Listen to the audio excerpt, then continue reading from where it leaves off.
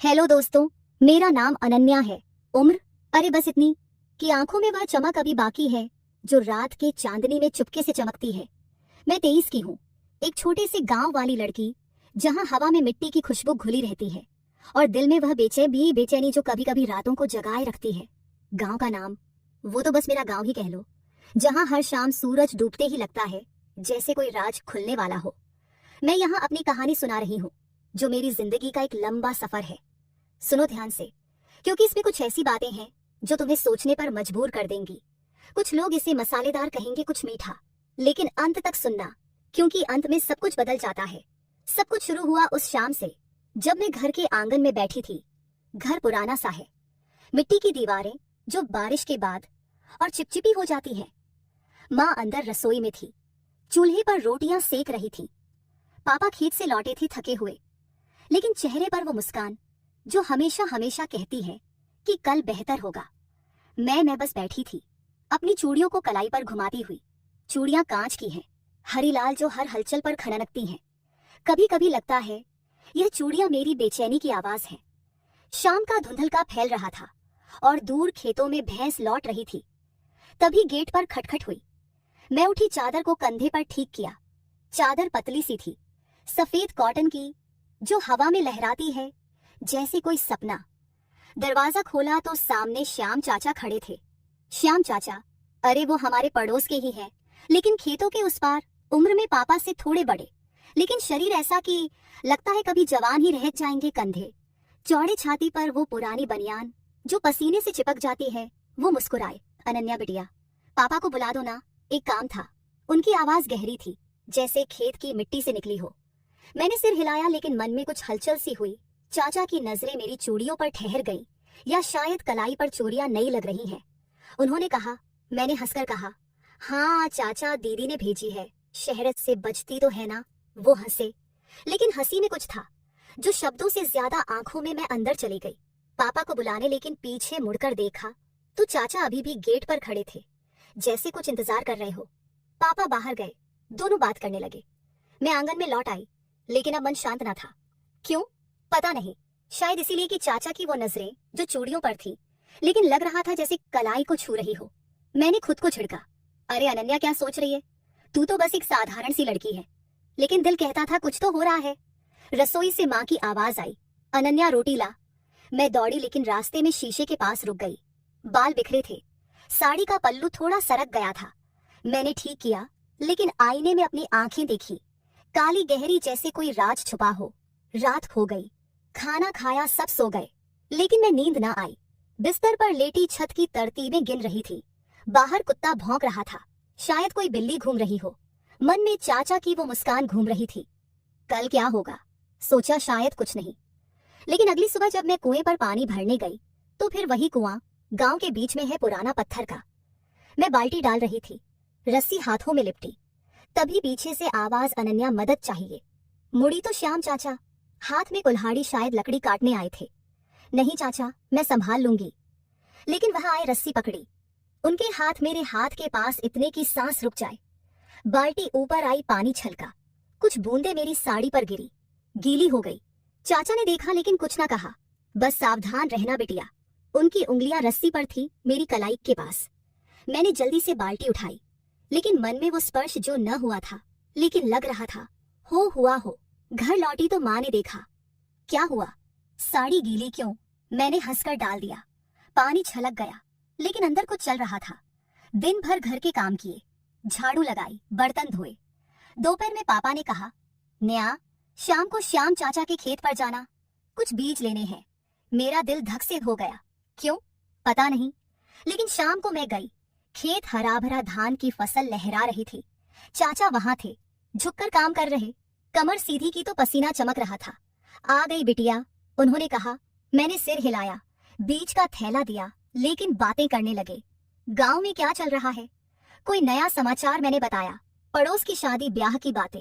लेकिन उनकी नजरें मेरी साड़ी के किनारे पर ठहर गई। हवा चली, पल्लू उड़ा, मैंने पकड़ा, लेकिन देर से चाचा ने मुस्कुराया। हवा तो यूं ही उड़ाती रहती है।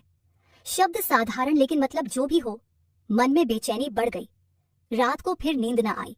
सोचा, यह क्या हो रहा है? चाचा तो बड़े हैं लेकिन उनकी वो नजरें, वो स्पर्श जो ना हुआ। अगले दिन सुबह सुबह मैं घर के पीछे के बगीचे में थी। बगीचे में आम के पेड़ हैं पुराने, फल तोड़ रही थी सीढ़ी लगाकर। सीढ़ी हिली, मैं डगमगाई। नीचे से आवाज, अरे गिर ना जाए चाचा। फिर कैसे, शायद रास्ते से गुजर रहे थे। नीचे आए, सीढ़ी पकड़ी, मैं ऊपर से फल तोड़ा, नीचे उतरी। उनके हाथ सीढ़ी पर मेरे पैर के पास उतरते हुए पैर छुआ हल्का सा। धन्यवाद चाचा, मैंने कहा। वो बोले, कोई बात नहीं, बस सावधानी बरतना। लेकिन आंखों में वह चमक। मैं भागी घर की तरफ, लेकिन पीछे मुड़कर देखा, चाचा अभी भी खड़े जैसे कुछ सोच रहे हूं। दिन बीतते गए, हर रोज कुछ ना कुछ। एक दिन मैं घर के छज्जे पर कपड़े सुखा रही थी, साड़ी फैला रही, हवा में लहरा रही। नीचे से चाचा गुजरे, ऊपर देखा। अनन्या, कपड़े अच्छे लग रहे हैं। मैंने हंसकर कहा, चाचा ये तो पुराने हैं। लेकिन उनका जवाब, पुराने भी अपनी कहानी कहते हैं। दोपहर को पापा ने बताया चाचा घर आने वाले हैं बात करने। शाम को आए, माँ ने चाय बनाई, मैंने परोसी। चाय का कप देते हुए हाथ छुए, हल्का सा। चाचा ने कहा, तेरी चाय तो स्वादिष्ट है। मैंने शर्माकर सिर झुका लिया, लेकिन मन में वो स्पर्श घूम रहा था। रात को डायरी में लिखा, क्या हो रहा है अनन्या, यह बेचैनी क्यों। 1 हफ्ता और बीता, अब लगने लगा चाचा हर जगह, कहीं ना कहीं। एक दिन गांव की पंचायत थी, सब इकट्ठे। मैं भी गई माँ के साथ। चाचा वहां बीच में बैठे, बहस हो रही थी पानी की। चाचा बोले, हमें मिलकर सोचना चाहिए। उनकी आवाज सबको चुप करा देती। मेरी तरफ देखा, मुस्कुराए। पंचायत खत्म हुई, बाहर निकले। रास्ते में कहा, अनन्या तू भी सोच गांव के लिए। मैंने कहा, हाँ चाचा। लेकिन उनका हाथ मेरे कंधे पर रखा, जैसे सहारा देने को। हल्का सा दबाव, मैं हट गई, लेकिन दिल धड़क रहा था।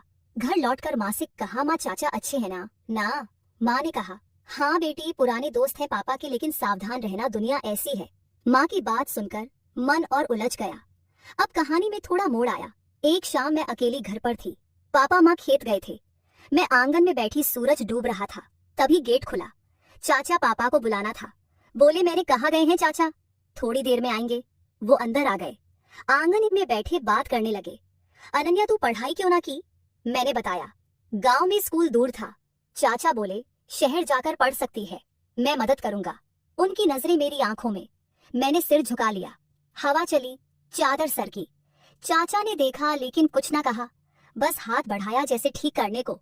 मैंने खुद ठीक किया, मन में डर और उत्साह दोनों। चाचा आप अच्छे हैं, मैंने कहा। वो हंसे सबके लिए। तभी पापा लौट आए। चाचा चले गए, लेकिन वो शाम मन में बस गई। रातों को अब सपने आने लगे। सपनों में चाचा, वो स्पर्श, वो नजरें। जागती तो पसीना। सोचा, ये क्या है, प्यार या कुछ और। अगले दिन मैंने फैसला किया, चाचा से दूर रहूंगी। लेकिन कैसे, गांव छोटा है। दोपहर को मैं घर के काम में लगी, बर्तन धो रही थी, नल के पास पानी बह रहा हाथ की। तभी चाचा फिर, अनन्या एक बात कहनी थी। मैंने सिर न उठाया। क्या चाचा। वो बोले, कल खेत पर आना, कुछ दिखाना है। मन मना कर रहा था, लेकिन जिज्ञासा। हाँ, कहाँ। शाम को खेत पर गई, चाचा इंतजार कर रहे थे। देख, यह नया बीज है, छू कर देख। मैंने हाथ बढ़ाया, उनके हाथ ने मेरा हाथ पकड़ा, बीज दिखाया, स्पर्श लंबा। अच्छा है ना। बोले, मैंने हाँ कहा, लेकिन हाथ ना छुड़ाया। क्यों पता नहीं, सूरज डूब रहा था, खेत सुनसान। चाचा बोले, अनन्या तू खास है। शब्दों में वह गहराई। मैं चली गई, लेकिन पैर कांप रहे थे। अब बेचैनी बढ़ गई, हर पल लगता कुछ होने वाला है। रात को माँ से बात की। माँ, दिल में कुछ अजीब सा। माँ ने कहा, बेटी उम्र की बात है, संभाल ले। लेकिन संभाल कैसे। अगली सुबह मैंने खुद को व्यस्त रखा, घर साफ किया, बगीचे में काम। लेकिन दोपहर को चाचा का पैगाम आया, पड़ोसी से शाम को आना।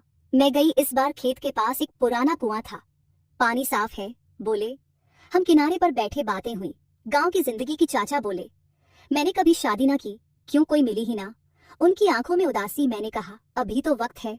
चाचा हंसे, तू समझती है। उनका हाथ मेरे हाथ के पास, हवा में उंगलियां छुई।